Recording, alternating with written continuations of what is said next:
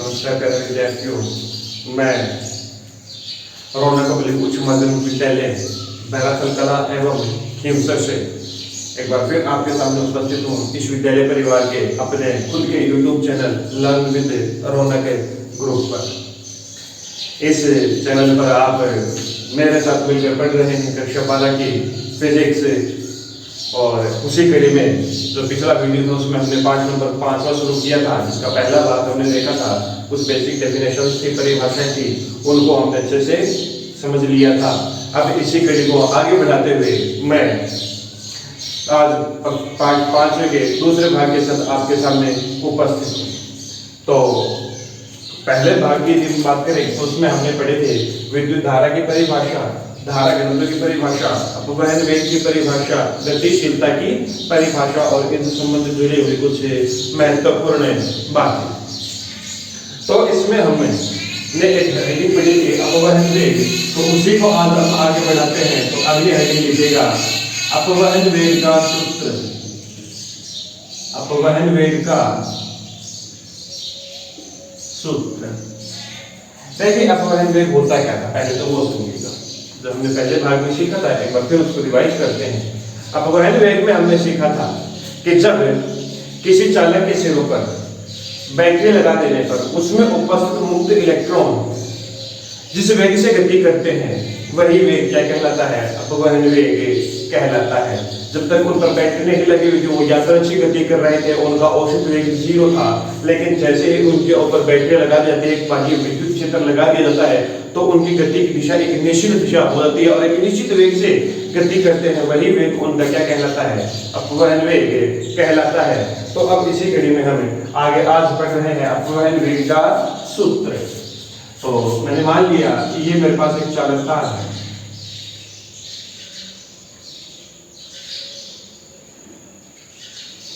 इसके सिरों पर मैंने V वोल्ट की बैटरी लगा दी। चालक की लंबाई मैंने मान ली L है, और इसमें जो उपस्थित मुक्त इलेक्ट्रॉन है वो बैटरी के धनात्मक टर्मिनल की ओर गति करना प्रारंभ कर देते हैं, क्योंकि जब पॉजिटिव है वो इलेक्ट्रॉन किधर आएगा, पॉजिटिव की ओर आकर्षित होगा। तो ये डायग्राम ड्रॉ कीजिएगा और लिखना शुरू कीजिएगा। माना किसी चालक में स्थित मुक्त इलेक्ट्रॉनों की संख्या स्मॉल n है। किसी चालक में उपस्थित मुक्त इलेक्ट्रॉनों की संख्या स्मॉल n है। इस चालक के सिरों पर बैटरी लगाने से पूर्व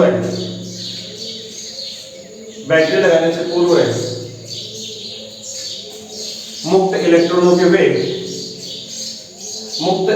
के वेग क्रमशः U1, U2, U3 up to UN है। बैटरी लगाने से पूर्व है, जब हमने बाह्य बैटरी नहीं लगाई थी उससे पहले माना कि इस चालक के अंदर ही जो मुक्त इलेक्ट्रॉन है इस वेग से गति कर रहे थे, U1 से U2 से U3 से अप टू UN वेग से गति कर रहे थे। बैटरी लगाने के पश्चात मुक्त इलेक्ट्रॉनों के वेग क्रमशः V1, V2, V3 up to VN हो जाते हैं, माना मुक्त इलेक्ट्रॉन का त्वरण स्मॉल a है। माना मुक्त इलेक्ट्रॉन का त्वरण स्मॉल a है तथा इनके विश्रांति काल T1, T2, T3 up to Tn है। T1, T2, T3 up to Tn है। अतः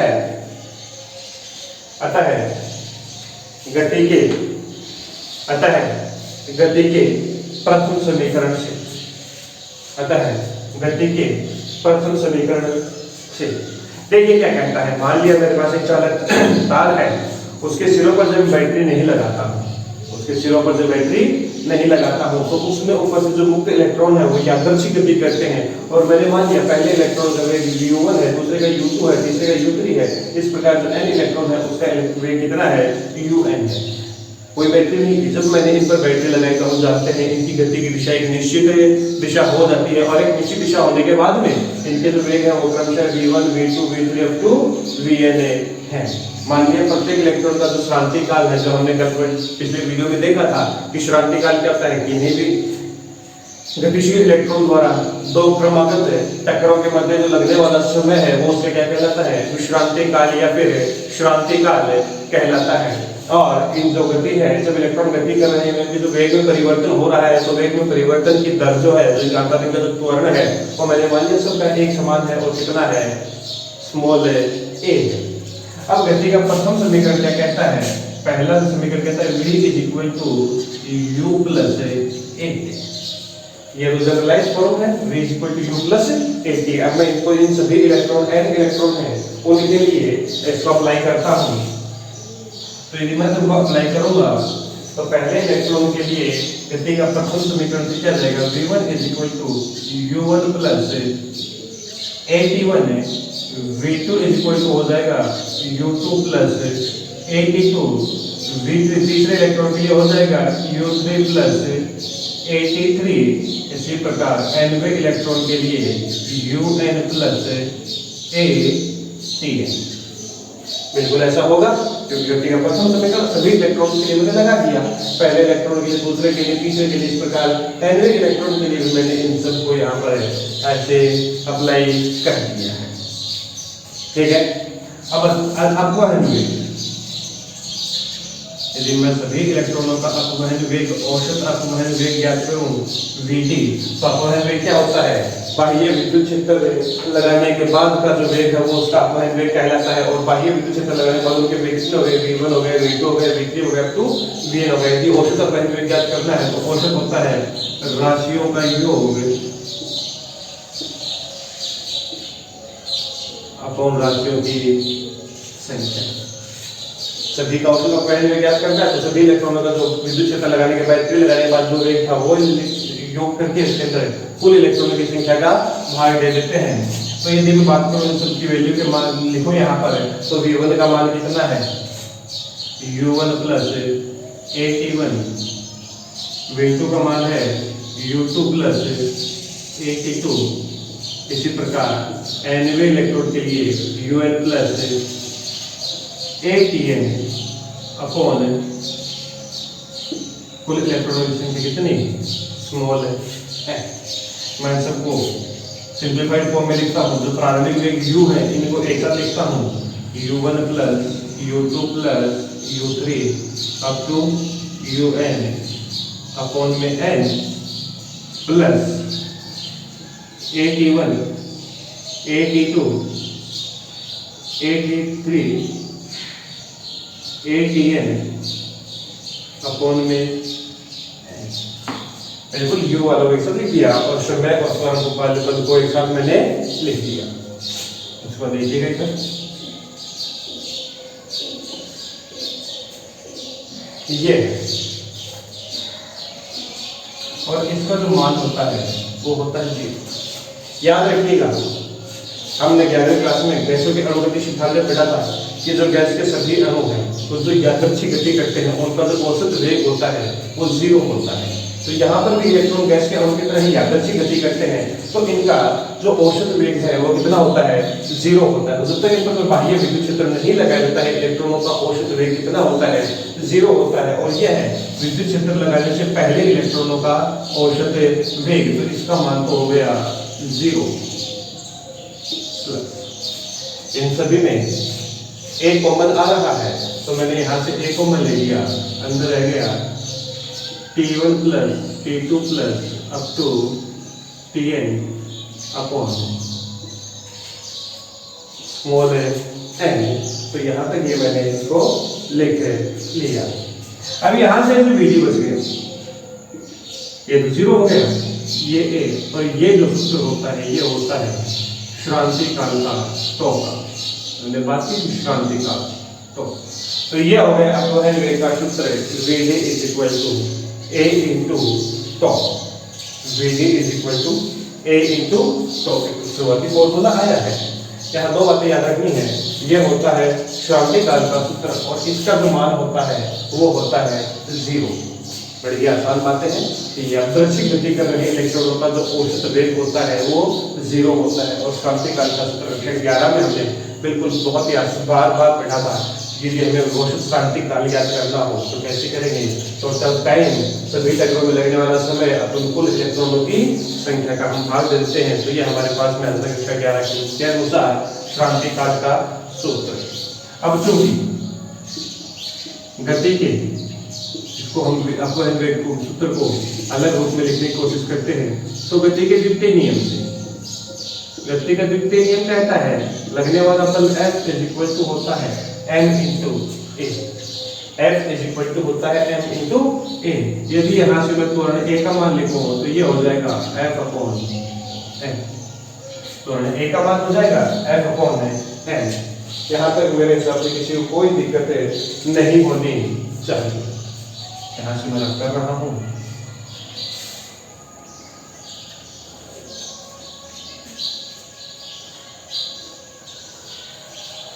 तो ये हो गया A equal to F upon m। F पर लगने वाला बल और लगने वाला बल किसी भी इलेक्ट्रॉन पर विद्युत क्षेत्र यदि E हो तो उस पर लगने वाला बल F इज इक्वल टू हम जानते हैं Q इंटू A। पहले पार्ट में विद्युत क्षेत्र की तीव्रता में हमने पढ़ा था कि किसी आवेश Q हो तो उस पर लगने वाले बल का मान F इज इक्वल टू होता है Q इंटू E। Q होता है आवेश और हम बात कर रहे हैं चालक पदार्थ की, और चालक पदार्थ में जो आवेश होता है वो होता है मुक्त इलेक्ट्रॉन। इसलिए F इज इक्वल टू क्या हो जाएगा E इंटू। क्यों? क्योंकि यहाँ पर चालक पदार्थ है और चालक पदार्थ में आवेश कौन से होते हैं? मुक्त इलेक्ट्रॉन होते हैं। इसलिए आवेश का मान मैंने क्या लिख दिया? स्मॉल e लिख दिया। अभी यदि यहाँ से मैं बात करूँ एक की बात करूँ तो एक है F अपॉन m, तो ये हो जाएगा E अपॉन m। इसलिए अपवहन वेग का सूत्र जो होगा अपवहन वेग Vd is equal to A into tau, A का मान E into tau upon E tau upon n। ये हो गया अपवहन वेग का दूसरा सूत्र। ये था अपवहन वेग का पहला सूत्र Vd is equal to A into tau. ये हो गया अपवहन वेग का दूसरा सूत्र Vd is equal to E tau upon n। ठीक है, अब देखिए यदि चालक की लंबाई, यदि चालक की लंबाई स्मॉल l हो तो A is equal to V upon n। होगी कि नहीं होगी? बिल्कुल होगी। हमने पढ़ा था विद्युत क्षेत्र और विद्युत विभव के मध्य संबंध A is equal to V upon n। यदि यहाँ पर ये हमारा चालक तार था, इसके सिरों पर टोटल वोल्टेज हमने कितना लगा रखा था? V वोल्ट की बैटरी लगा रखी थी, तो इसके सिरों पर वोल्टेज विभवांतर कितना आएगा? V आएगा। और इसकी लंबाई भी कितनी है? L मानी है। तो E इज इक्वल टू होगा V अपॉन L। इसलिए Vd इज इक्वल टू क्या हो जाएगा? E कैपिटल E की तरफ V अपॉन L, तो E V tau upon ml विद्युत अपवहन वेग का ये तीसरा सूत्र और बड़ा इंपॉर्टेंट सूत्र जो रकम में यही आता है E V tau upon ml। अपवहन वेग का सूत्र जहां पर E है इलेक्ट्रॉन का आवेश, V है चालक के सिरों पर लगाया गया विभवांतर, टो है विश्रांति का, m जो है वो है इलेक्ट्रॉन का द्रव्यमान और L है चालक तार की, चालक वस्तु की कुल लंबाई। तो ये है हमारे पास में अपवहन वेग का सूत्र। किसी को कोई भी समस्या हो तो आप बिल्कुल बेझिझक बताइएगा, हम आपकी सेवा में सदैव तत्पर रहेंगे। इसको नोट कीजिएगा, उसके बाद में अगली हेडिंग लिखिएगा, इसको नोट कीजिएगा और उसके बाद में अगली हेडिंग लिखिएगा। अगली हेडिंग अपवहन वेग एवं विद्युत धारा के मध्य संबंध। अब ये हेडिंग लिखिएगा, अपवहन वेग एवं विद्युत धारा के मध्य संबंध। अपवहन वेग एवं विद्युत धारा के मध्य संबंध। अपवहन वेग एवं विद्युत धारा के मध्य संबंध।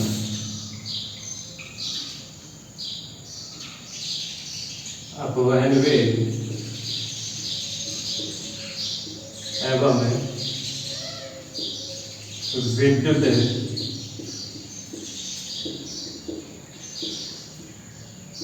धारा के मध्य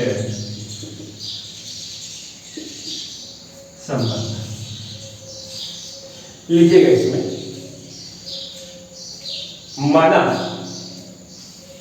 माना कैपिटल ए अनुप्रस्थ काट क्षेत्रफल, माना कैपिटल ए अनुप्रस्थ काट क्षेत्रफल तथा स्मॉल एल लंबाई के चालक तार के एकांक आयतन में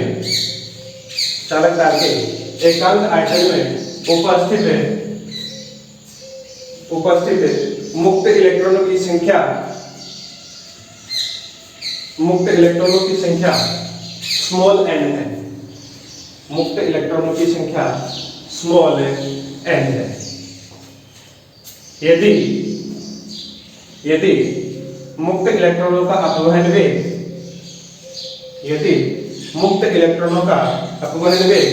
Vd हो तो, यदि मुक्त इलेक्ट्रॉनों का अपवहन वेग Vd हो तो स्मॉल t समय में तय की गई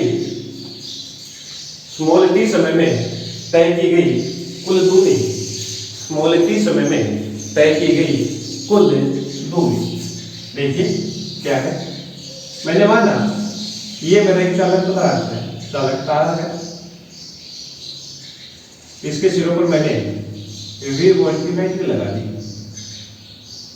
जब V वोल्ट की बैटरी लगाई तो इसमें जो उपस्थित इलेक्ट्रॉन है उनका जो वेग है वो यादृच्छिक वेग ना रह करके अपवहन वेग बन जाता है।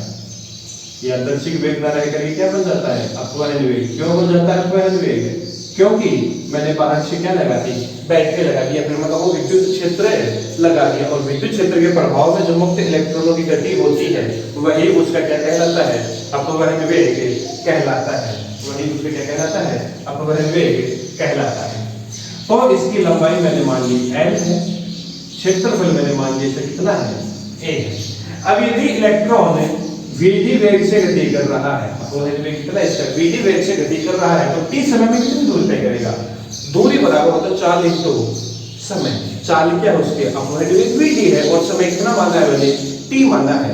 तो t समय में तय की गई कुल दूरी कितनी हो जाएगी? दूरी इज इक्वल टू 4 अपवहन वेग है और कितने समय की बात कर रहा हूं मैं? t समय की बात कर रहा हूं, तो कुल दूरी इज इक्वल टू हो गया t इंटू t। ठीक है, ये हो गया हमारे पास। अब आगे लिखिएगा, इस अतः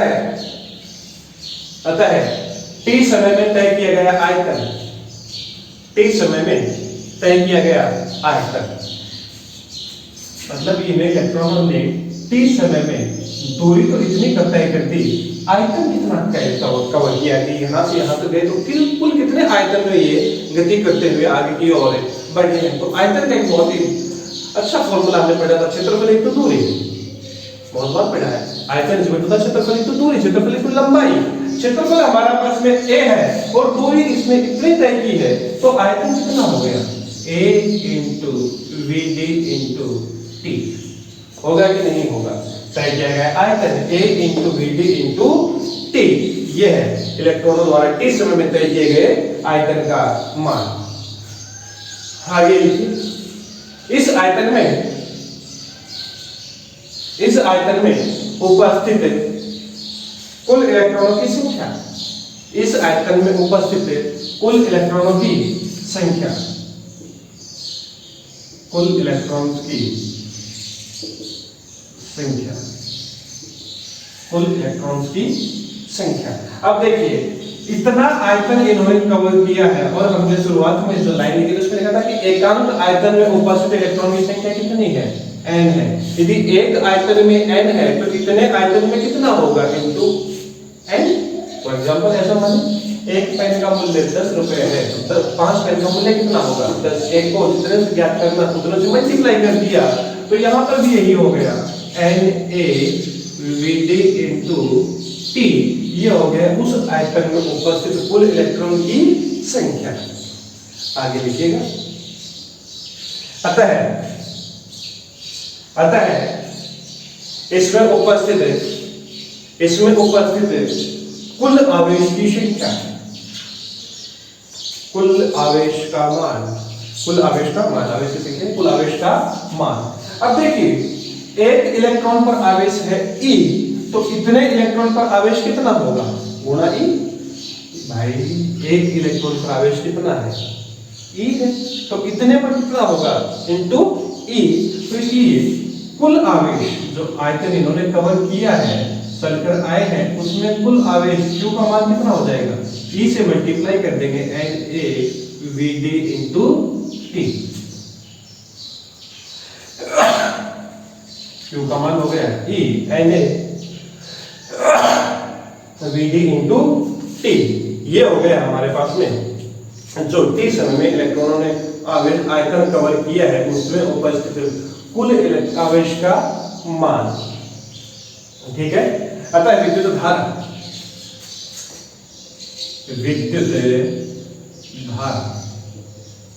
I इज इक्वल टू कितना होता है, शुरुआत पहले वीडियो में हमने पढ़ा विद्युत धारा की भाषा I is equal to Q upon T।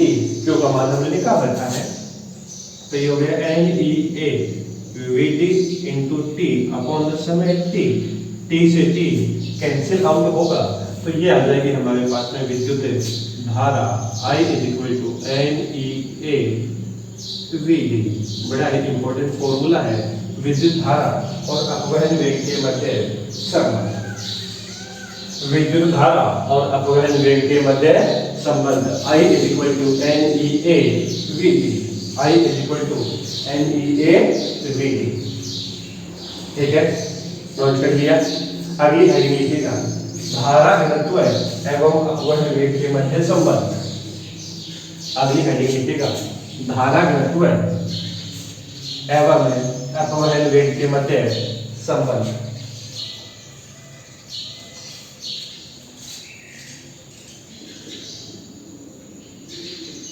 धारा घनत्व एवं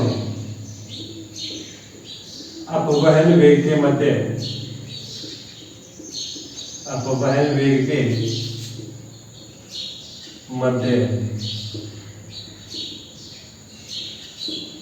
संबंध। धारा घनत्व एवं अपवहन वेग के मध्य संबंध। क्योंकि हम जानते हैं अभी हमने थोड़ी देर पहले पढ़ा I is equal to NeAVd। बिल्कुल पढ़ा विद्युत धारा और अपवहन वेग के मध्य संबंध I is equal to NeAVd। अब मैं इसका ऐसा लिखता हूँ, A जो है इसका पक्षांतर लेफ्ट हैंड साइड में कर देता हूँ, तो I upon A is equal to NeVd।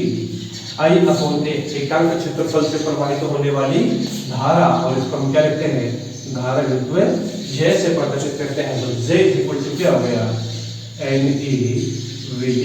अपवहन वेग और विद्युत धारा घनत्व के मध्य संबंध। J is equal to NeVd। Note कीजिएगा, बड़ा छोटा सा फॉर्मूला है, बड़ा ही आसान सा फॉर्मूला है।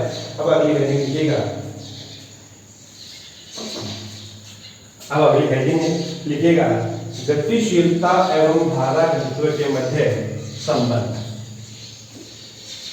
गतिशीलता एवं धारा घनत्व के मध्य संबंध।